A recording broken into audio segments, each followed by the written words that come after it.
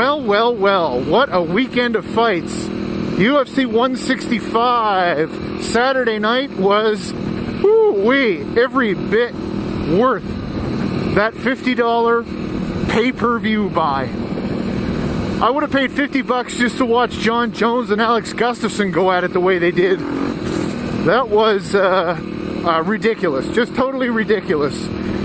But let's start the talk with a little bit of the aftermath of the 3 fights that I talked about in last week's predictions vlog. And that begins with Brendan Schaub and Matt Mitirone. I had predicted Schaub would win by rear naked choke, and I was darn close. I knew it would eventually get to the floor, and Schaub would try to get Mitirone to turn his back and give something up. And if he hadn't gone for that Darce choke, he could have cooked his back, because Mitirone totally turtled, and when he was rolling over to try to stand back up, Schaub just grabbed a hold of that neck and arm, and over he went, and boom! Out cold went Matt Mitirone.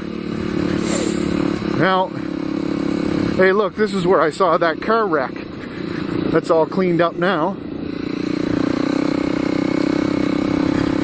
But anyway, so on to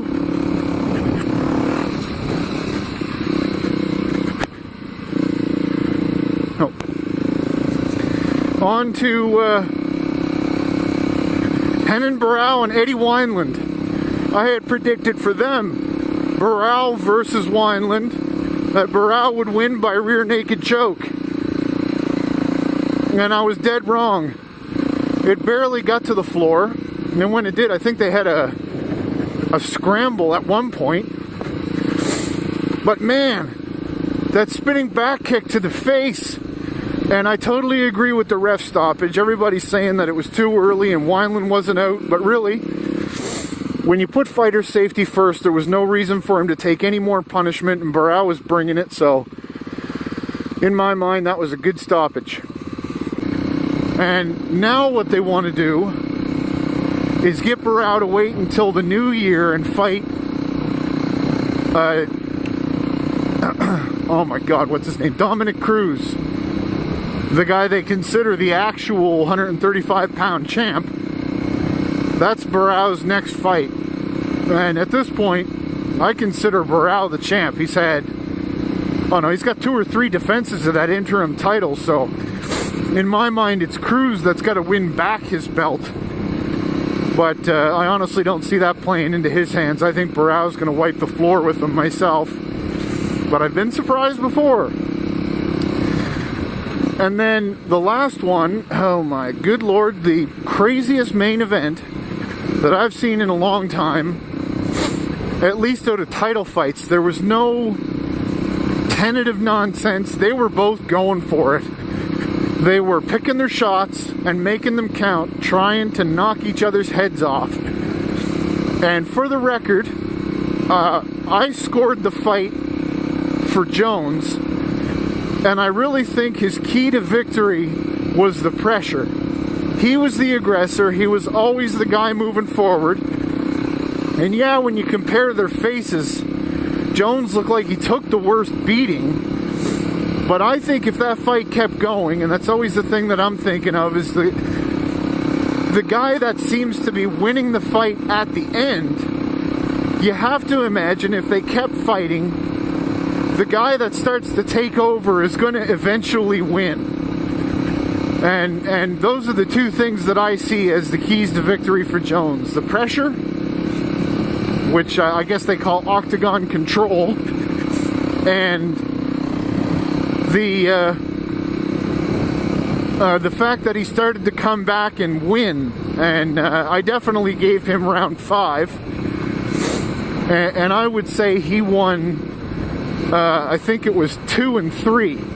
Gustafsson had him caught by surprise there with some of his game with his footwork and being able to measure the distance and utilize his length to counter Jones's length and reach, and somewhat neutralize Jon Jones's usual tactics.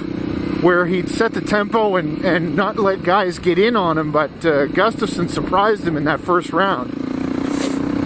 So, again, Jones, I believe, had the second and third and the fifth, and Gustafsson probably had the first and the fourth.